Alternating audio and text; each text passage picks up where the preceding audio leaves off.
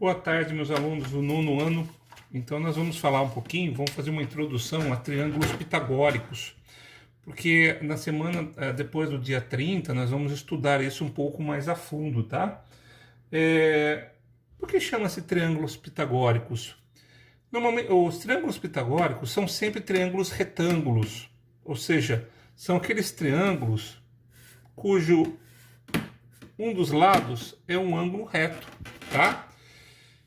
E ele é pitagórico porque, em homenagem a um matemático grego chamado Pitágoras, que viveu por volta do século V a.C. E esse matemático grego ele foi o primeiro que fez uma demonstração formal com relação às medidas do lado desse triângulo retângulo. Talvez o triângulo retângulo mais conhecido, pitagórico mais conhecido, é o famoso 3, 4, 5. Então, sempre que você tem um cateto de valor 4, outro de valor 3, outro 4 e a hipotenusa 5, isso sempre vai dar um ângulo de 90 graus. Então, esse talvez é um dos triângulos pitagóricos mais famosos. Tem outros? Tem. Mas esse daqui, sem dúvida, é o mais famoso, tá? Vamos lá. Vamos falar um pouquinho sobre triângulo retângulo. Primeira coisa que eu quero que vocês entendam.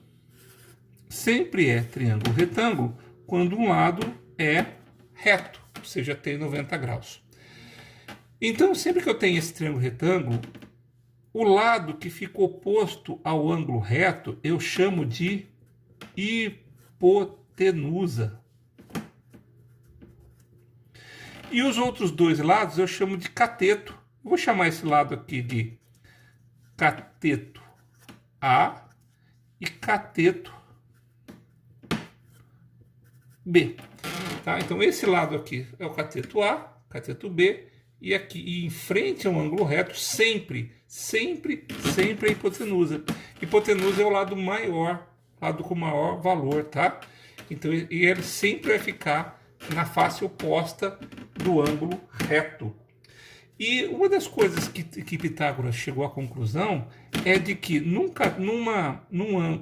triângulo retângulo, a hipotenusa ao quadrado é igual à soma do cateto A ao quadrado mais o cateto B ao quadrado. Essa é a famosa fórmula de Pitágoras, ou seja, A ao quadrado é igual a B ao quadrado mais C ao quadrado, sendo que A, nesse caso, é a hipotenusa, B e C são os outros dois catetos, ok? Então, esse daqui é a famosa teorema de Pitágoras. E é interessante que isso daqui já é conhecido desde a época dos egípcios. Os egípcios pegavam uma corda com, no caso, 11 nós, 12 pedacinhos diferentes, e ele jogava aqui, ó, 4 nós para cá, 3 nós para cá, 4 para cá e 5 para cá. Quando isso aqui fechava, eles sabiam que o ângulo era reto.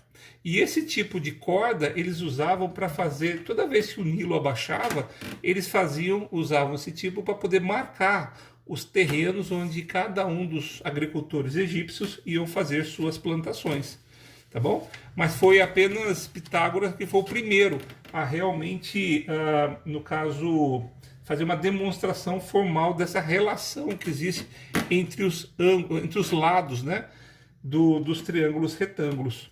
Ok? Outra coisa também que eu queria mostrar para vocês. Imagine que eu tenha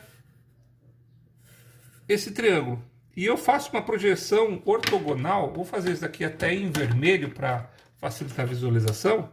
Eu faço uma projeção ortogonal aqui, ó, de modo que aqui dá dois ângulos retos.